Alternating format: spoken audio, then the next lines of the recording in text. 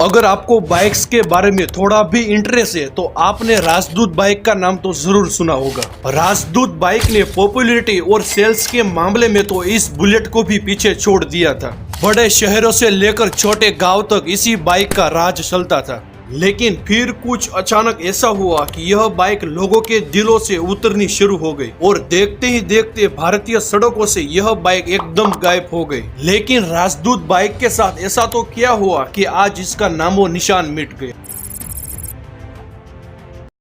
तो ये बात है 1962 की, जब एक्सपोर्ट नाम की कंपनी ने इंडिया में पहली राजदूत बाइक को बनाया था और इस कंपनी ने अपनी पहली बाइक का नाम राजदूत XD रखा, जिसे लोग राजदूत वन्य 5 कहकर भी बुलाते थे।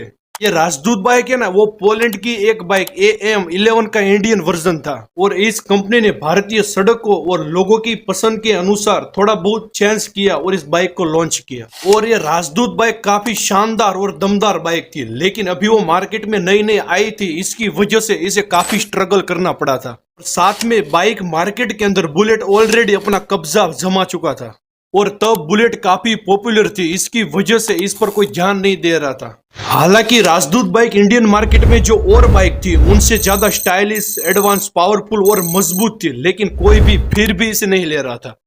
और राजदूत बाइक की किस्मत तो तब चमकी जब 1973 में ऋषि कपूर की एक फेमस फिल्म बॉबी आई थी। अब आप सोचोगे कि इस फिल्म से राजदूत बाइक का क्या नाता है, तो इस फिल्म से राजदूत बाइक का बहुत बड़ा फायदा हुआ था, क्योंकि इस फिल्म के अंदर ऋषि कपूर ने राजदूत बाइक को चलाया था और उस वक्त ऋषि कपूर काफी ट्रेंडिंग में थे और तब ये मूवी RRR, KGF, पुष्पा की तरह भी ब्लॉकबस्टर हुई थी और तब लोगों ने देखा कि इसके अंदर ऋषि कपूर ने राजदूत बाइक को चलाया है और फिर तो सभी लोग राजदूत बाइक के पीछे पड़ गए और देखते ही देखते पूरे इंडिया के अंदर ये राजदूत बाइक फेमस होने लग गई थी और इसकी डिमांड भी बहुत बढ़ गई थी। और पहले राजदूत बाइक को जो कोई भी नहीं जानता था और इस फिल्म की वजह से पूरे इंडिया के अंदर राजदूत बाइक को सभी लोग जानने लग गए थे। इसकी वजह से राजदूत फेमस होने के बाद कुछ ही सालों के अंदर सबको राजदूत एक पुरानी बाइक लगने लगी और इस बाइक की सेल तेजी से नीचे गिरने लग गई और साल 1983 आते तक इसकी सेल लगभग खत्म ही हो चुकी थी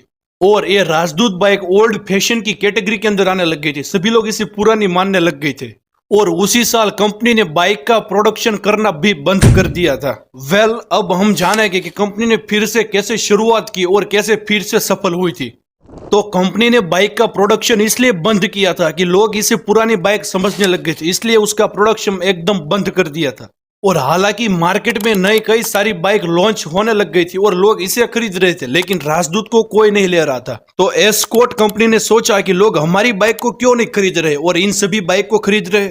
तो कंपनी ने धीरे धीरे अपनी सारी गलतियों को सुधारा और मार्केट में फिर से राजदूत बाइक को लॉन्च किया। लेकिन इस बार एस्कॉर्ट कंपनी यामाहा कंपनी के साथ मिल गई थी और दोनों ने साथ में इस बाइक को लॉन्च किया था। इस बाइक का नाम रखा था कि राजदूत 350 और इसका मुकाबला डायरेक्ट रॉयल एनफील्ड के बुलेट के साथ था। इसकी ये खासियत थी कि बुलेट 350 की तुलना में इसका वजन बहुत कम था, दमदार इंजन था, मजबूत और ड्यूरेबिलिटी के साथ इसको लॉन्च किया था और इसकी टॉप स्पीड 150 किलोमीटर प्रति घंटे की थी।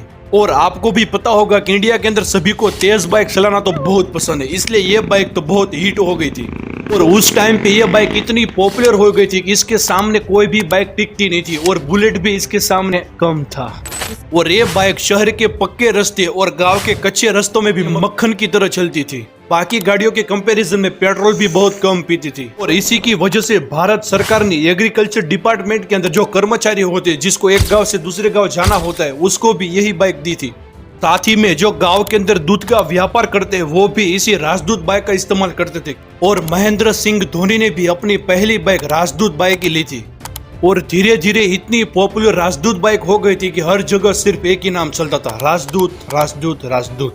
लेकिन 1990 तक राजदूत बाइक तो ठीक चलती थी, लेकिन उसके बाद उसका टाइम बदल जाता है और इस बाइक का ग्राफ तेजी से नीचे गिरने लग गया था। दरअसल उस टाइम के अंदर मार्केट में बहुत सारी गाड़ियां नई नई आने लग गई थी और उसके अंदर यामाहा आर थी, हीरो होंडा थी, सुजुकी थी, CD100 थी और ये सभी बाइक नई टेक्नोलॉजी के साथ बनी थी। लेकिन राजदूत बाइक ने पिछले 10 सालों के अंदर इसी मॉडल को चलाया था, कोई भी इसके अंदर फेरफार नहीं किया था और इसी की वजह से सभी लोगों को यह बाइक ओल्ड लगने लग गई थी।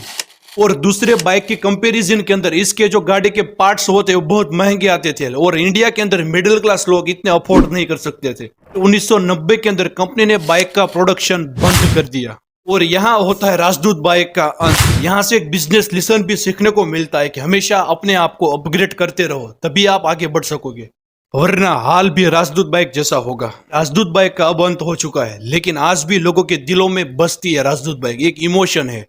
आपने कभी राजदूत बाइक चलाई है या कभी देखी भी है तो कमेंट में दोस्तों जरूर बताना। और राजदूत बाइक के बाद बुलेट पूरे इंडिया के अंदर इतना फेमस क्यों हुआ है, अगर आपको ये बात जाननी है तो ये वीडियो आ रहा है ना, इसको जरूर देखें और सब्सक्राइब और लाइक जरूर करें। जय हिंद, वंदे मातरम।